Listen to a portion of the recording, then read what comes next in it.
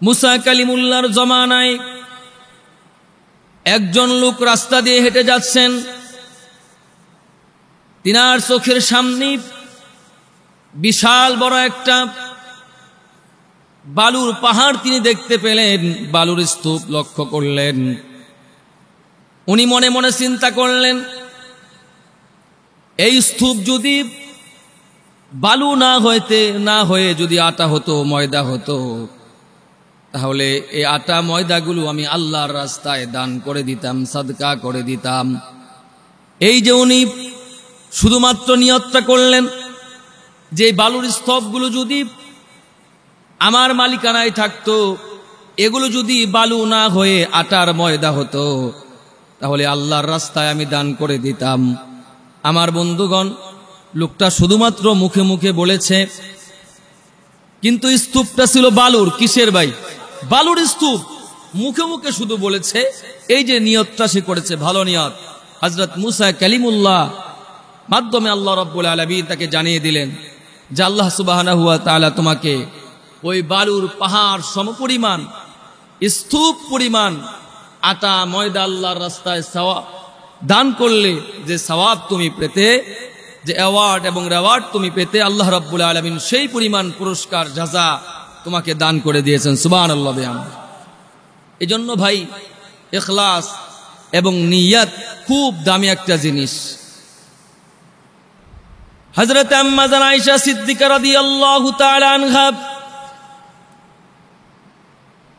তিনার একটি অভ্যাস ছিল, তিনার বাড়িতে যখন কোনো মানুষ ভিক্ষার জন্য আসতো, হাত পাতত, হযরত আম্মা জান আয়েশা সিদ্দিকা রাদিয়াল্লাহু তাআলা আনহা খাদেমকে ডাকতেন। খাদেমের হাতে উনি টাকা পয়সাগুলো দিয়ে দিতেন। আর ওই ভিক্ষুক কি বলে এটা শোনার জন্য আম্মা জান আয়েশা সিদ্দিকা রাদিয়াল্লাহু তাআলা আনহা ওই দেয়ালের ভিতরে কান লাগিয়ে তিনি শুনতেন। একদিন খাদেমা জিজ্ঞেস করলেন, আম্মা জান, একটা জিনিস প্রশ্ন আপনাকে আমরা করতে চাই, যখন বাড়িতে কোনো ভিক্ষুক আসে আপনি আমার কাছে টাকা দিয়ে পাঠিয়ে দেন, কিন্তু এরপরও একটা চরিত্র আমরা লক্ষ্য করি, সব সময় দেখি আপনি আমার হাতে ভিক্ষাটা দেওয়ার পরে আপনি দেয়ালের ভিতরে কান লাগায় কি যেন শোনেন।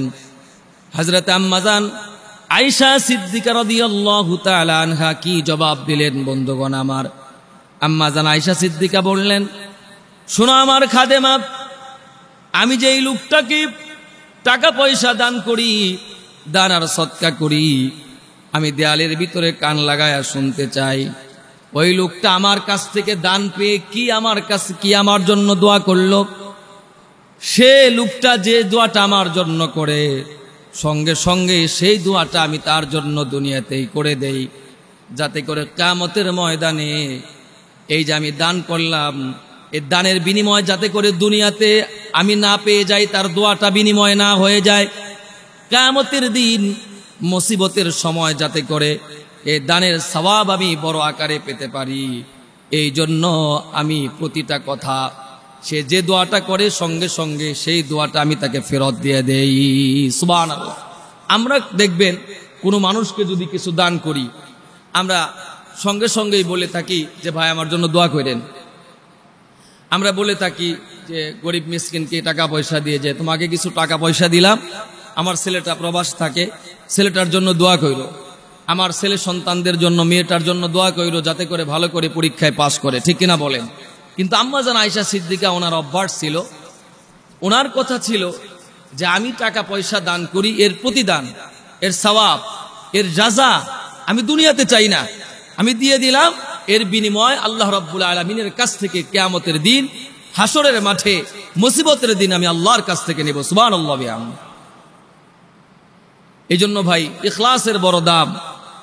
একমাত্র আল্লাহ তাআলার কাছ থেকে চেয়ে নেওয়ার অভ্যাস তৈরি করতে হবে। রাজি আছেন তো ইনশাআল্লাহ?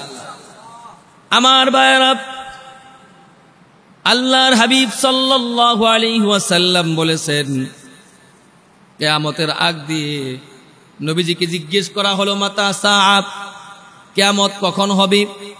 আল্লাহর হাবিব সাল্লাল্লাহু আলাইহি সাল্লাম বললেন, ইদা দুইয়াতিল আমানাতু ফান্তাদিরিস সাআব, যখন আমানতের খেয়ানত করা হবে তখন কিয়ামত কায়েম হয়ে যাবে। নবীজির কাছে আবার সাহাবীরা প্রশ্ন করলেন, নবীজি আমানতের খেয়ানত আবার কিভাবে করা হয়? আল্লাহর হাবিব সাল্লাল্লাহু আলাইহি সাল্লাম বললেন, ইদা বুসিদাল আমরু ইলা গায়রি আহলিহি ফান্তাদিরিস সাআব, অযোগ্য মানুষকে যখন যোগ্যতার চেয়ারে বসিয়ে দেওয়া হবে তখন তোমরা বুঝবে আমানতের খেয়ানত শুরু হয়ে গিয়েছে। আজকে মুসলমান যোগ্যতা নাই এমন মানুষ চেয়ারম্যান হয়ে বসে থাকে, আছে না নাই? মেম্বার হয়ে বসে থাকে, আছে না নাই? যোগ্যতা নাই, আজকে এখানে বসে আছি ভাইয়েরা আমার, আলোচনা করতেছি। আমি যদি সূরা ফাতিহা না জানতাম, আমি যদি কুরআনুল কারীম বিশুদ্ধভাবে পড়তে না জানতাম, মুসল্লিরা যদি জোর করে আমাকে এখানে বসায়া আলোচনা করতে দিত, ইমামতির দায়িত্ব দিত, তাহলে এটা হতো মুসল্লিদের জন্য খেয়ানত, এটাই হতো তাদের জন্য আমানতের খেয়ানত। এগুলো আছে না নাই সমাজের ভিতরে ভাই? প্রিয় ভাইয়েরা আমার, এই জন্য এগুলো থেকে আমাদেরকে দূরে থাকতে হবে। যার যার প্রাপ্য অধিকার আমাদেরকে বুঝিয়ে দিতে হবে। আমাদের সন্তানগুলো হচ্ছে পিতামাতার কাছে আমানত। এজন্য আল্লাহ রাব্বুল আলামিন কুরআনুল কারীমের ভিতরে বলেন, ইয়া আইয়ুহাল্লাযীনা আমানু কু আনফুসাকুম ওয়া আহলিকুম নারা। আল্লাহ পাক বলছেন, you who have believed, protect yourself, protect your family from a fire. হে ঈমানদারেরা, তোমরা নিজেদেরকে জাহান্নামের আগুন থেকে বাঁচাও এবং পরিবার পরিজনদেরকে জাহান্নামের আগুন থেকে বাঁচাও। কে বলছেন ভাই? আমরা পরিবারদেরকে জাহান্নামের আগুন থেকে কি বাঁচাতে পেরেছি? আজকে যদি আমাদেরকে বলা হয় যে পরিবারের জন্য আমরা কি করি, অনেক মানুষ আছি আমরা নিজেরা ঠিকঠাক মতো নামাজ পড়ি কিন্তু পরিবারের খবর নাই। জিজ্ঞেস করলে বলে, হুজুর বিশ্বাস করেন এই পরিবারের জন্য এত কিছু করছি, আমি একটা সুতার জন্য আরেক বাড়িতে যাওয়া লাগে না, ফ্রিজের জন্য আরেক বাড়িতে যাওয়া লাগে না, মাছ রাখার জন্য, গুছ রাখার জন্য সব কিছু আমি করে রাখছি। উনি দুনিয়াটাই ঠিক করছে, মানে সুতার জন্য আরেক বাড়িতে যাওয়া লাগে না, এই জন্য ওনার পরিবারের জন্য উনি অনেক কিছু করে ফেলছে। অথচ ওনার বউ নামাজ পড়ে না, ওনার মেয়েটা নামাজ পড়ে না, বেপরদায় চলে, আছে না নাই? আছে না নাই?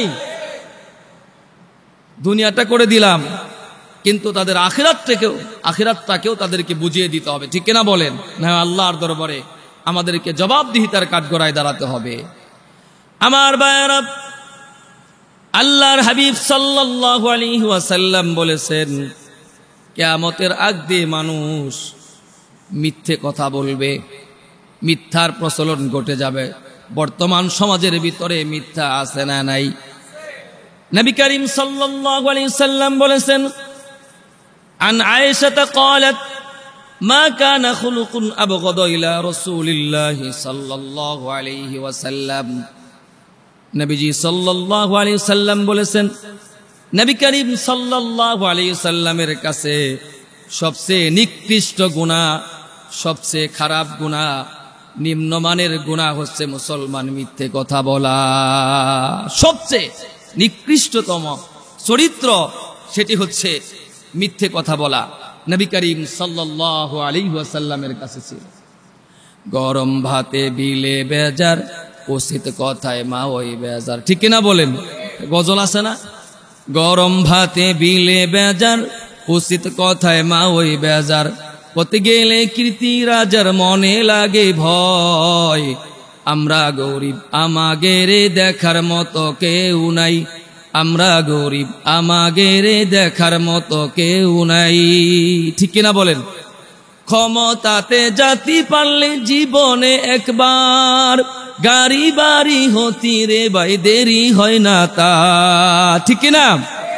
ক্ষমতাতে জাতি পারলি জীবনে একবার, গাড়ি বাড়ি হতি রে ভাই দেরি হয় না তার, তাই তো মন চাই সব বেচিয়া ভোটেতে দাঁড়াই, আমরা গরিব আমাগেরে দেখার মতো কেউ নাই, আমরা গরিব, আমাদের দেখার মতো কেউ নাই। ঠিক কিনা বলেন? সত্য কথা, উচিত কথা বললেই মায়ের মন খারাপ, আছে না নাই? কিয়ামতের আগ দিয়ে নবী করিম সাল্লাল্লাহু আলাইহি ওয়াসাল্লাম আরো বলছেন, লা ইয়াবকা মিনাল ইসলামি ইল্লা ইসমুহু ওয়া লা ইয়াবকা মিনাল কুরআনি ইল্লা রাসমুহু। কিয়ামতের আগ দিয়ে শুধুমাত্র ইসলামের নাম থাকবে, ইসলাম থাকবে, প্রকৃত ইসলামের কোনো বিধিনিষেধ থাকবে না। কিয়ামতের আগ দিয়ে কোরআন থাকবে, কিন্তু কোরআনের কোনো আইন কানুন কিছু থাকবে। আচ্ছা বলুন তো, নবী করিম সাল্লাল্লাহু আলাইহি ওয়াসাল্লামের যুগে সবচেয়ে নিকৃষ্টতম জাহালিয়াতের যুগ ছিল রাসূল করিম সাল্লাল্লাহু আলাইহি সাল্লামের যুগ। ঠিক কিনা বলেন? এই নিকৃষ্টতম জাহেল মানুষগুলো যে পৃথিবীর শ্রেষ্ঠ মানুষ হিসেবে ভূষিত হলো কিসের ছোঁয়ায় ভাই? কোরআনের ছোঁয়ায়। আচ্ছা বলুন তো ভাই, সেই কোরআন কি এখন পুরাতন হয়ে গেছে? জোরাওয়াজে বলেন না কেন? সেই কোরআনকে আল্লাহ পাক উঠিয়ে নিছেন, তাহলে সেই কোরআনের পাওয়ার কি কমে গেছে? সেই কোরআনের সামর্থ্য কি নাই আমাদেরকে আল্লাহর জান্নাত পর্যন্ত পৌঁছে দিতে? কোরআন যদি সেটাই থেকে থাকে, ইমাম মালিক রাহমাতুল্লাহি আলাইহি বলেছেন, আউয়ালু আখিরু লা ইয়াসলুহু আউয়ালু আখিরু বিহাদিহিল উম্মাহ। পূর্বের যুগের মানুষদের যেই পথে সমাধান ছিল, ঠিক এই একই যুগের পরবর্তী যুগের মানুষদের একই পথে সমাধান রয়েছে। পূর্বের যুগের মানুষ যেমনি ভাবে কোরআনের মাধ্যমে আল্লাহর জান্নাত পেয়েছে, ঠিক তদ্রূপ পরবর্তী যুগের মানুষও যদি জান্নাত পেতে চায় এই কোরআনের মাধ্যমেই পেতে হবে। ঠিক কিনা বলেন? আউয়ালু আখিরু লা ইয়াসলুহু হাদিহিল উম্মাহ। হযরত ইমাম মালিক রাহমাতুল্লাহি আলাইহি স্পষ্ট আকারে বলে দিয়েছেন। এই জন্য ভাইয়েরা আমার, কোরআনকে ধরতে হবে, ইসলামকে মানতে হবে। ইসলাম এমন একটা জিনিস, একটা গল্পের কথা আমি প্রায় বলে থাকি, ইসলাম যেখানে শান্তি আল্লাহ পাক রেখে দিয়েছেন সেখানে। ঠিক কিনা বলেন? ওই যে এক লোক এক বাড়িতে এক কাজের ছেলে থাকতো, তার নাম ছিল ইসলাম। নাম কি ছিল ভাই? ইসলাম ছিল। বাড়িওয়ালার মেয়ের নাম ছিল শান্তি। কি ছিল ভাই? বাড়িওয়ালার মেয়ের নাম ছিল শান্তি, কাজের ছেলের নাম ছিল ইসলাম। হঠাৎ করে মালিক একদিন লক্ষ্য করলো তার মেয়ের সাথে ইসলামের ইটিস পিটিস সম্পর্ক, প্রেমের সম্পর্ক।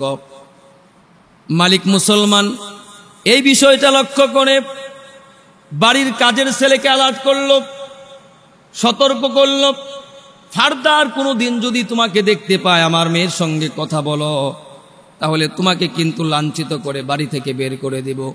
স্পষ্ট আকারে সে বলে দিল। কিছুদিন পরে দেখে আবার তার মেয়ের সাথে বাড়ির কাজের ছেলে ইসলাম কথা বলে। তো এই দিন যখন ধরা পড়ছে, বাবা আচ্ছা মতো পিটুনি মেরে ইসলামকে বাড়ি থেকে বের করে দিয়েছে। ইসলাম চলে গেছে বাজারে, শান্তিরে ফোন করছে যে আমাকে তো তোমার আব্বা বাড়ি থেকে তাড়িয়ে দিয়েছে, তুমি তাড়াতাড়ি করে বাড়িতে যা কিছু আছে গাট্টি গুল করে সব কিছু নিয়ে চলে আসো। ইসলামের কথা শুনে মুসলমান এবার ওই বাড়ির মেয়েটাও, শান্তি নামক মেয়েটাও মুসলমান, বাড়ি থেকে তার যত গহনা ছিল সব কিছু নিয়ে ইসলামের সাথে চলে গেছে। কিছুক্ষণ পরে বাড়ির মালিক দেখে তার মেয়ে বাড়িতে নাই, শান্তি নাই, কান্নাকাটি করতেছে। হঠাৎ করে একজন লোক এসে বলল, ভাই আপনি কেন কান্না করতেছেন? বলে আমার মেয়ে শান্তিকে খুঁজে পাই না। ওই লোকটা আগে থেকেই জানতো শান্তির সঙ্গে, তিনার মেয়ে শান্তির সাথে এই বাড়ির কাজের লোক ইসলামের সাথে একটা প্রেমের সম্পর্ক ছিল। এই জন্য লোকটা বলল, ভাই আপনার বাড়ির ছেলে, কাজের ছেলেটা কোথায়? ইসলাম কোথায়?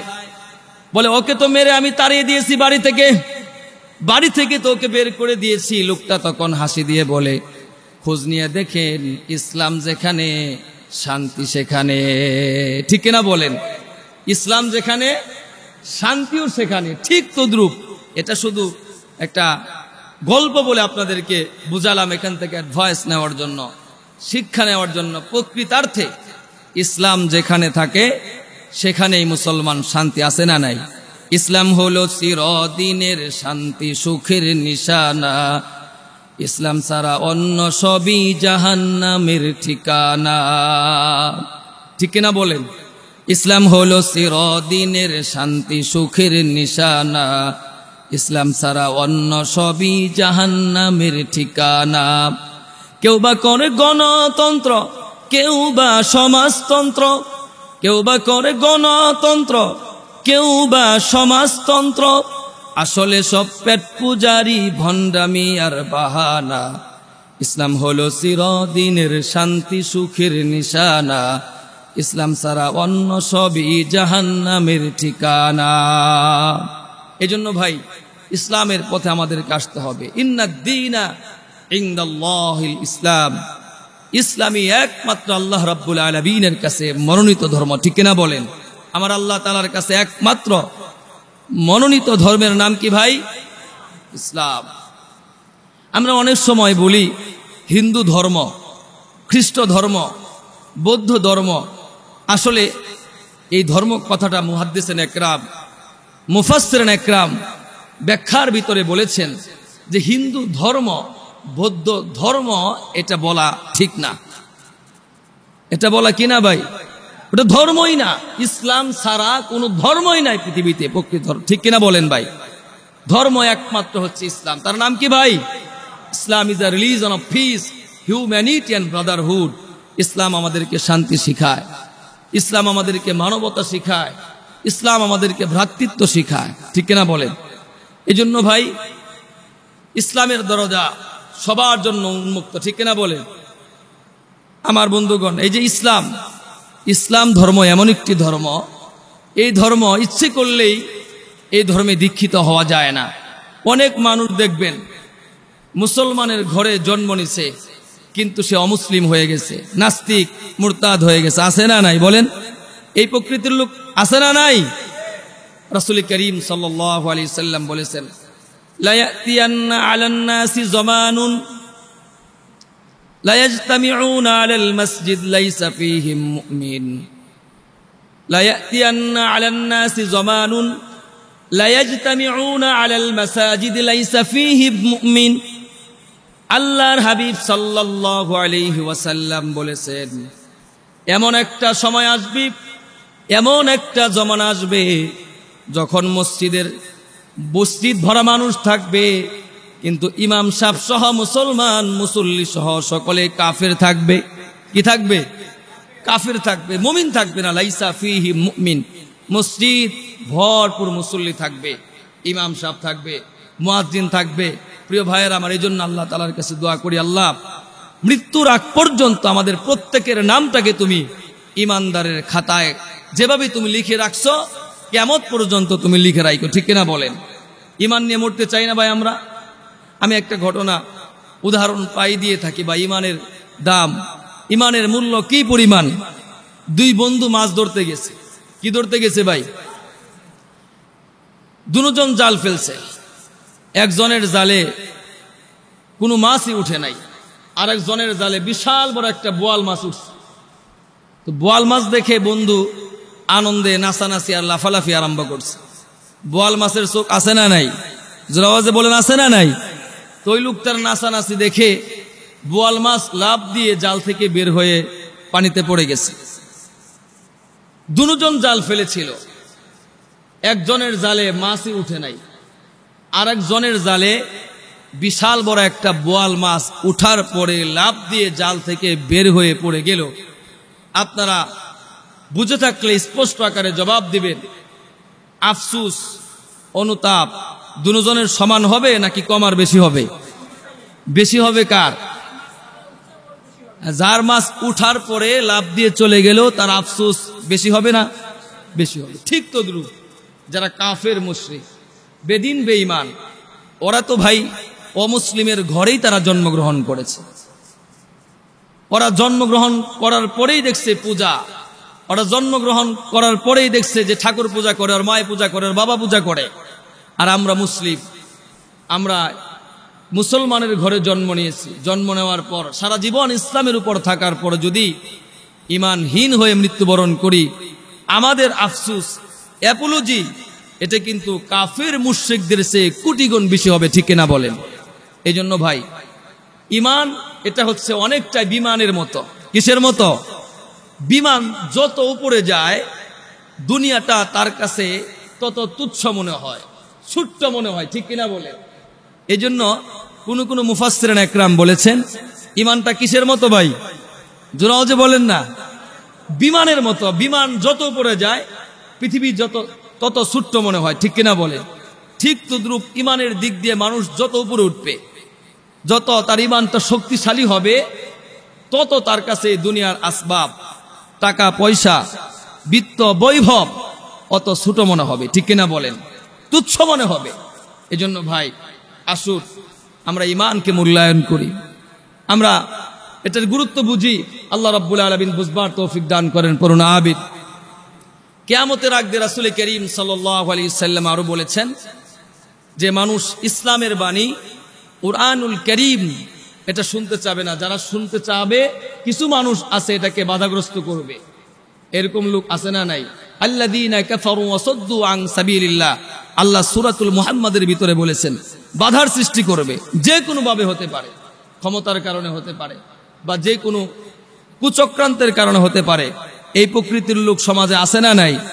তারা কুরআনের বাণী, ইসলামের বাণী শুনতে চাবে না। এমনকি মসজিদে যে আজান হয় এটাকেও কিছু মানুষ বরদাস্ত করতে পারে না, অথচ মুসলমানের ঘরে জন্ম নিয়েছে। আছে না নাই? আজানের ধ্বনি আপনাদের ভালো লাগে না ভাই? মুয়াজ্জিন যখন কত চমৎকার করে আজান দেয়, আল্লাহু আকবার আল্লাহু আকবার, আবার আজান দিবে দ্বিতীয় কলি। আমি আপনাদেরকে শোনাই, আমার কণ্ঠ অত ভালো না, কিন্তু আল্লাহর বাণী এই ডাকটা যে কত চমৎকার, যারা মুমিন একমাত্র তারাই বুঝতে পারে, ঠিক কিনা বলে? আল্লাহু আকবার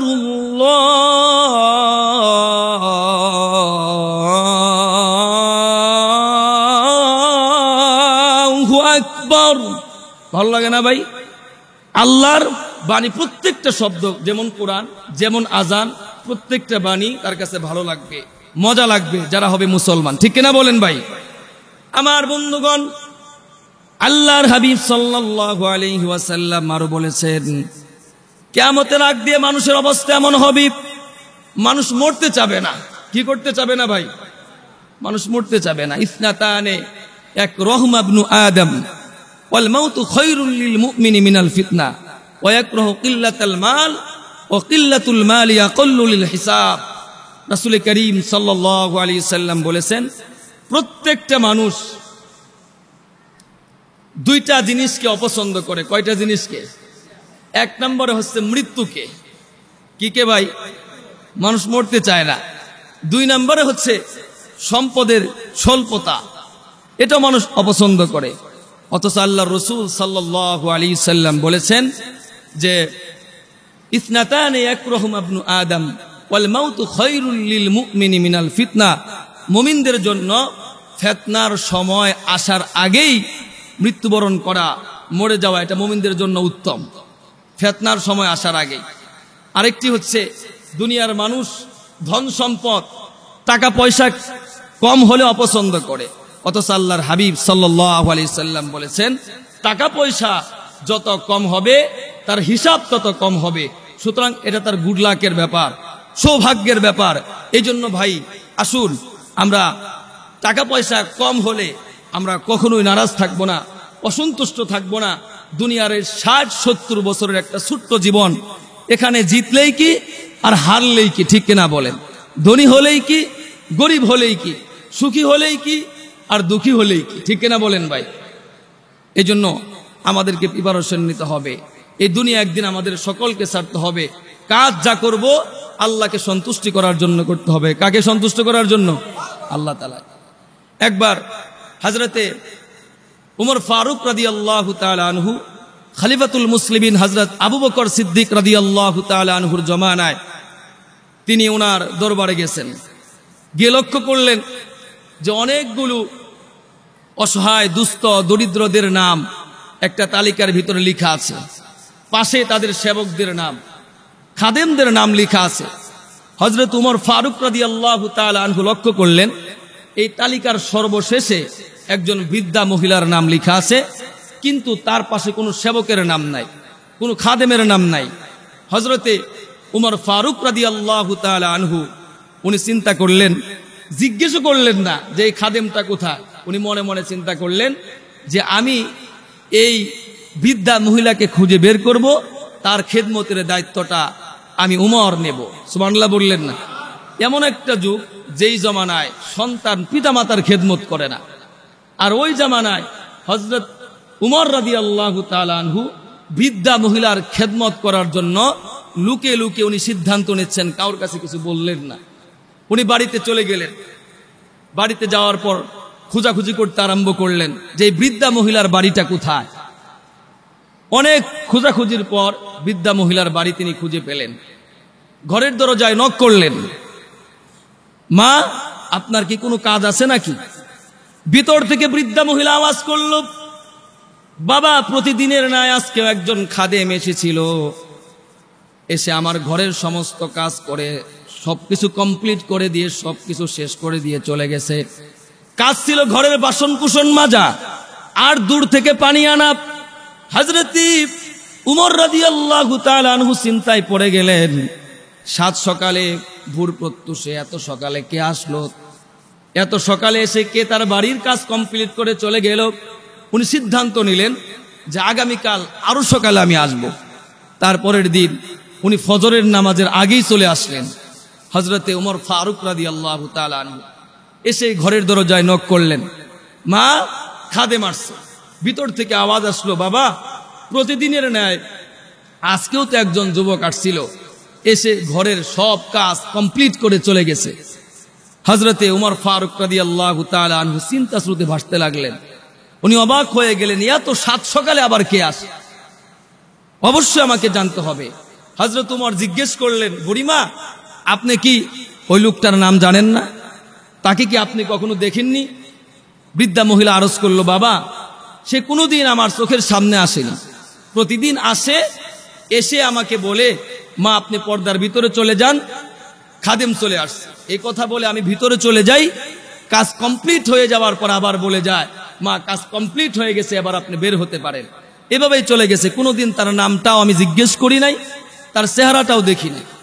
হযরতে ফারুক আজম উমর রাদিয়াল্লাহু তাআলা আনহু আরো বেশি অবাক হলেন যে এত সাত সকালে কে আবার কাজ করে চলে যায়। উনি সিদ্ধান্ত নিলেন, আমি আগামীকাল গভীর রজনীতে আসব, রাস্তার পাশে বসে থাকব, আমি দেখব কোন সেই লোকটা এত রাতের গভীরে এসে বৃদ্ধা মহিলার খেদমত করে চলে যায়। হযরতে ফারুক আজম উমর রাদিয়াল্লাহু তাআলা আনহু গভীর রজনীতে রাস্তার পাশে বসে আছেন, চুপি সারে এক ঝোপঝাড়ে। রাতে দেখতে পেলেন একজন লোক চাদর মুড়ি দিয়ে হাঁটি হাঁটি পা পা করে বৃদ্ধা মহিলার বাড়ির দিকে রওনা করতেছে।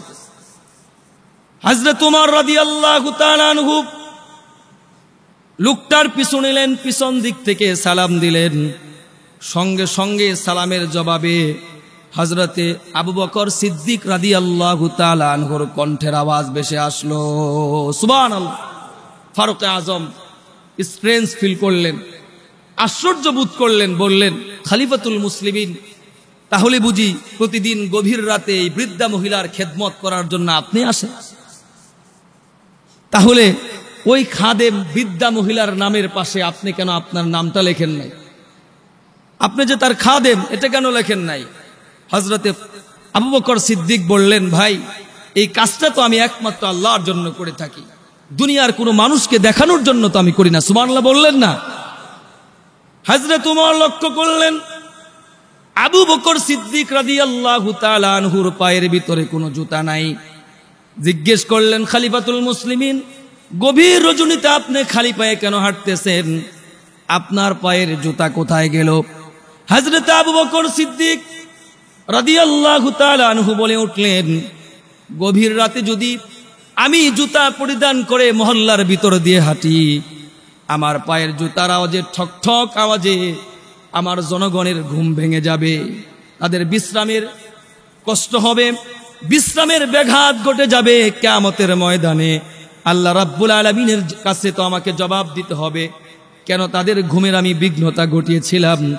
এই জন্য আমি খলিফাতুল মুসলিমিন হওয়া সত্ত্বেও খালি পায়ে আমি গভীর রাতে রাস্তা দিয়ে হেঁটে হেঁটে আসছি। সুবহানাল্লাহ। জনগণের প্রতি কি দরদ ছিল, কি মোহাব্বত ছিল। রাতের বেলা পায়ের স্যান্ডেলের আওয়াজে তাদের ঘুম ভেঙে যাবে, এটাও তারা বরদাস্ত করতে পারে। এজন্য ভাই, কিয়ামতের আরেকটি আলামত হচ্ছে, রাসূল করিম সাল্লাল্লাহু আলাইহি সাল্লাম বলেছেন, ওয়ায়ানকুযু আহদাহুম, কিয়ামতের আগ দিয়ে মানুষ অঙ্গীকার, ওয়াদা, এটা ভঙ্গ করবে। হযরতে আবু বকর উমর রাদিয়াল্লাহু তাআলা আনহুর একটা ঘটনা। হযরতে উমর রাদিয়াল্লাহু তাআলা আনহুর জামানায় একজন জালেম লোককে হযরত উমর রাদিয়াল্লাহু তাআলা আনহু ধরলেন। ফাঁসি দেওয়ার জন্য তাকে ফাঁসির রুমে নিয়ে যাওয়া হলো। হযরতে উমর রাদিয়াল্লাহু তাআলা আনহু বললেন, তোমার জীবনের শেষ আশাটুকুন কি বলো তুমি? বন্দী তখন জিজ্ঞেস করলো জালেম লোকটা, আমার জীবনের শেষ আশা হচ্ছে যদি আমাকে একটু পানি দেওয়া হয়, মৃত্যুর আগে আমি একটু পানি পান করতে চাই। হযরতে উমর ফারুক রাদিয়াল্লাহু তাআলা আনহু তিনার হাতে পানি দিলেন। পানি দেওয়ার পর বললেন, ঠিক আছে তুমি পানি পান করো, এরপরেই তোমাকে মৃত্যুদণ্ড দেওয়া হবে। বন্দী লোকটা, জালেম লোকটা বলে উঠল, খলিফাতুল মুসলিমিন উমর, আমার একটা কথা আছে, সত্যি কি তুমি তোমার সিদ্ধান্তের উপর অটল আছো নাকি? যতক্ষণ পর্যন্ত এই পানি আমি পান না করব, ততক্ষণ পর্যন্ত তুমি কিন্তু আমাকে মারতে পারবে না। হযরত উমর রাদিয়াল্লাহু তাআলা আনহু বললেন, হ্যাঁ অবশ্যই ওয়াদা দিলাম, যতক্ষণ না পর্যন্ত তুমি এই পানি পান না করবে, ততক্ষণ পর্যন্ত তোমার উপর মৃত্যুদণ্ড জারি করা হবে। উনি ওয়াদা দিলেন। সঙ্গে সঙ্গে বন্দী ওই জালেম লোকটা করলো কি, তার হাতের পানি একেবারে জমিনে ঢেলে দিল। জমিনে ঢেলে দেওয়ার পরে তখন বন্দী লোকটা বলে উঠল, খলিফাতুল মুসলিমিন, তুমি না বলেছিলে যতক্ষণ না পর্যন্ত এই এক গ্লাস পানি আমি পান না করব, অতক্ষণ পর্যন্ত তুমি আমার উপর মৃত্যুদণ্ড জারি করতে পারবে না। এখন পানি তো আমি ফেলে দিলাম, এবার বলো তুমি আমাকে কিভাবে আঘাত করবে, কিভাবে মৃত্যুদণ্ড দেবে? এখন তুমি যদি আমাকে মেরে ফেলো, তাহলে তোমার তো ওয়াদার খেলাফ হয়ে যাবে, তোমার অঙ্গীকার তো ভঙ্গ হয়ে যাবে। হযরতে ফারুক আজম উমর রাদিয়াল্লাহু তাআলা আনহুর চোখ তো কপালে উঠে গেল। আরে লোকটা বলে কি, আমি চেয়েছিলাম কি আর সে করলোটা কি? হযরত উমর রাদিয়াল্লাহু তাআলা আনহুর সঙ্গে সঙ্গে মুসলমান বলে উঠলেন, মুসলমান ওয়াদা দিতে পারে কিন্তু ওয়াদার কখনো খেলাফ করতে পারে না। তোমাকে আমি মৃত্যুদণ্ড দিতে চেয়েছিলাম একমাত্র আল্লাহ রাব্বুল আলামিনের সন্তুষ্টির জন্য, আবার তোমার সাথে ওয়াদা করেছিলাম ওয়াদা রক্ষাও করতে হবে আল্লাহ রাব্বুল আলামিনের সন্তুষ্টির জন্য। ঠিক কিনা বলেন? ওয়াদাটা রক্ষা করতে হবে কার সন্তুষ্টির জন্য? যেহেতু আমি ওয়াদা করেছি, সুতরাং যাও ভাই, তোমাকে আমি ছেড়ে দিলাম, তোমাকে আমি মাফ করে দিলাম, তুমি চলে যাও। এবার বন্দী লোকটাকে যখন ছেড়ে দেওয়া হলো, মাফ করে দেওয়া হলো, বন্দী চলে যাচ্ছে। এক ইহুদি ছিল সে। কিছু দূর যাবার পরে তার মাথার ভিতরে সেন্স আসলো, যেই ধর্মের ভিতরে এত চমৎকার বিচার হতে পারে, যে আমার উপর মৃত্যুদণ্ড জারি হয়ে গেছে, এরপরও সে ওয়াদার খেলাফ করে নাই, ভঙ্গ করে নাই, সুতরাং সেই ধর্ম কখনো মিথ্যা ধর্ম হতে পারে। সঙ্গে সঙ্গে লোকটা হযরত উমর রাদিয়াল্লাহু তাআলা আনহুর হাতে হাত রেখে পড়ে নিলেন, আশহাদু আল্লা ইলাহা ইল্লাল্লাহু ওয়া আশহাদু আন্না মুহাম্মাদান আবদুহু ওয়া রাসূলুহু। তিনি কালেমা পড়ে মুসলমান হয়ে গেলেন। প্রিয় ভাইরা আমার, এই জন্য রাসূল করিম সাল্লাল্লাহু আলাইহি ওয়াসাল্লাম বলেছেন, কিয়ামতের আগ দিয়ে মানুষ ওয়াদার খেলাফ করবে, ওয়াদার ভঙ্গ করবে। অথচ খলিফাতুল মুসলিমিনরা কেমন ছিলেন? আমাদের আদর্শ যারা, যাদেরকে আমরা আইডল মনে করি, খলিফাতুল মুসলিমিন আবু বকর, উমর, উসমান, আলী, এদের এক একটা জীবনে এক একটা ঘটনা যদি তুলে ধরা হয়, তারা ওয়াদা খেলাফের, ওয়াদার প্রতি যত্নবান, কতটা যত্নবান ছিলেন। প্রিয় ভাইরা, আমাদের জীবনের রেডিক্যাল চেঞ্জ হয়ে যাবে, আমূল পরিবর্তন হয়ে যাবে। আল্লাহ রাব্বুল আলামিন আমাদের প্রত্যেককে ওয়াদা রক্ষা করার তৌফিক দান করেন, পড়ুন আমিন। এবং রাসূল করিম সাল্লাল্লাহু আলাইহি সাল্লাম বলেছেন, ইযাত্তাখাযুল ফাইউ দুআলান, কিয়ামতের আগ দিয়ে মানুষ রাষ্ট্রীয় সম্পদকে নিজস্ব সম্পদ মনে করবে, গনিমতের সম্পদ মনে করবে। এই সময় তো এখন চলতেছে, ঠিক কিনা বলেন? হযরতে ওমর রাদিয়াল্লাহু তাআলা আনহুর জমানার কথা একটি ঘটনা। ওমর রাদিয়াল্লাহু তাআলা আনহুর জমানায় তিনি হযরত আবু উবাইদা ইবনুল জাররাহ রাদিয়াল্লাহু তাআলা আনহুকে শাম দেশের গভর্নর হিসেবে প্রেরণ করলেন। কোন দেশের ভাই? শাম দেশের। হযরত ওমর চিন্তা করলেন, তদানীন্তন সময়ে শাম দেশটা ছিল বর্তমানে সিঙ্গাপুর, দুবাই যেমন টাকা পয়সা উড়ে।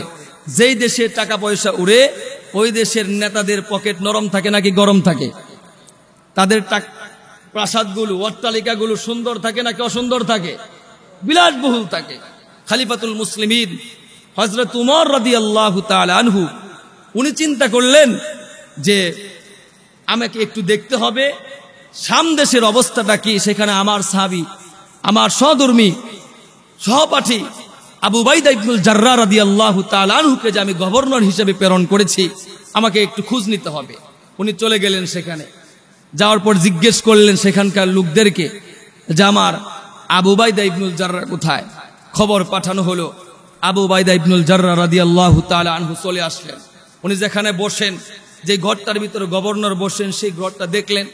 এরপরে খলিফাতুল মুসলিমিন উমর রাদিয়াল্লাহু তাআলা আনহু বললেন, আবু উবাইদা, আমি তোমার বাড়িতে একটু যেতে চাই, আমার প্রচন্ড ক্ষুধা লাগছে, তোমার বাসায় আমি একটু যেতে চাই। তো আবু উবাইদা ইবনুল জাররাহ রাদিয়াল্লাহু তাআলা আনহু বারবার অনাগ্রহ প্রকাশ করতেছে, না আমার বাসায় নেওয়া যাবে, আমার বাড়িতে নেওয়া যাবে না। তো ওনার এই কথাগুলো শুনে ফারুক আজম হযরত উমর রাদিয়াল্লাহু তাআলা আনহুর অন্তরের ভিতরে সন্দেহের দানা বাঁধছে।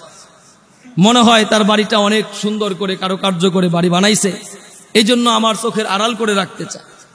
কিন্তু হযরত উমর রাদিয়াল্লাহু তাআলা আনহু কোনো ক্রমে ছাড়ে না, না ভাই আমাকে দেখতেই হবে, তোমার বাড়িতে আমাকে একটু যেতেই হবে, আমার প্রচন্ড ক্ষুধা লাগছে, আমি একটু এক বেলার জন্য মেহমান হতে চাই।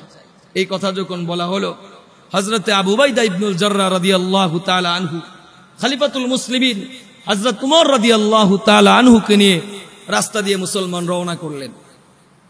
যেতে যেতে মদিনার প্রান্ত সীমায় একেবারে মরুভূমির শেষ প্রান্তে গিয়ে যাওয়ার পরে উনি লক্ষ্য করলেন একটা ছোট্ট ঝুপড়ি লক্ষ্য করলেন খলিফাতুল মুসলিমিন হযরত উমর রাদিয়াল্লাহু তাআলা আনহু।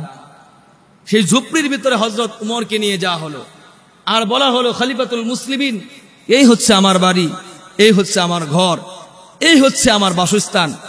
হযরতে উমর রাদিয়াল্লাহু তাআলা আনহু এই ঘরটা দেখার সঙ্গে সঙ্গে চোখে পানি চলে আসলো ওনার, আর বললেন, আনতা আমির আইনা মাতাউক, তুমি না একজন শাসক, তুমি না একজন গভর্নর, তোমার সুন্দর বালাখানা কোথায়, তোমার প্রাসাদগুলো কোথায়, তোমার সোফা সেট আলমারিগুলো কোথায়, তোমার খাদ্য খাবারগুলো কোথায়? হযরত উমর রাদিয়াল্লাহু তাআলা আনহু লক্ষ্য করলেন যে একটা তাকের ভিতরে শুকনো রুটি রাখা আছে। হযরত উমর জিজ্ঞেস করলেন, এগুলো কি? বলে যে, খলিফাতুল মুসলিমিন, যে দায়িত্ব আপনি আমাকে দিচ্ছেন, প্রতিদিন খাবার আমি রান্না করব কি করে? জনগণের দায়িত্ব পালন করতে করতেই তো আমার কাম সারা, ভালো খাবার আমি কি করে রান্না করব? এই জন্য একটা কাজ করি, প্রতি সপ্তাহে একজন করে আমি মানুষ নেই, এক সপ্তাহের রুটি সে বানিয়ে দিয়ে যায়, এই রুটিগুলো আমি রুদ্রের ভিতরে শুকিয়ে দেই, প্রতিদিন বিকেল বেলা সেখান থেকে একটা রুটি নিয়ে আমি পানিতে ভিজিয়ে রাখি, সকালবেলা সেই ভেজা রুটি খেয়ে সারাদিন আমার চলে, এভাবেই আমার জীবন চলে। প্রিয় ভাইরা আমার, সুবহানাল্লাহ বললেন না? তিনারা কেমন ছিলেন? খলিফাতুল মুসলিমিন হযরত উমর রাদিয়াল্লাহু তাআলা আনহু এই দৃশ্য দেখবার সঙ্গে সঙ্গে উনি হাওমা করে চিৎকার করতে লাগলেন, আর বললেন, হে আবু উবাইদা ইবনুল জাররাহ, আল্লাহ রাসূল সাল্লাল্লাহু আলাইহি সাল্লামের ইন্তেকালের পরে প্রায় কিছু কিছু সাহাবীদের অন্তরের ভিতরে দুনিয়ার মহব্বত ঢুকে গেছে, কিন্তু আবু উবাইদা, তুমি এমন একজন সাহাবী, আল্লাহর রাসূল এত বছর আগে ইন্তেকাল করেছেন, এরপরেও তোমার অন্তরের ভিতরে বিন্দুমাত্র দুনিয়ার কোনো মহব্বত ঢুকে। প্রিয় ভাইয়েরা আমার, এই জন্য ওই সমস্ত সাহাবীদের মতো আমাদের হতে হবে, তাদের জীবনকে আমাদের জীবনের ভিতরে বাস্তবায়ন করতে হবে। আল্লাহ রাব্বুল আলামিন আমাদের সবাইকে যেই কথাগুলো বললাম প্রতিটি কথা সিনার ভিতরে মানকুশ করে দিন। আমিন। ওয়া আখিরু দাওয়ানা আলহামদুলিল্লাহি রাব্বিল আলামিন।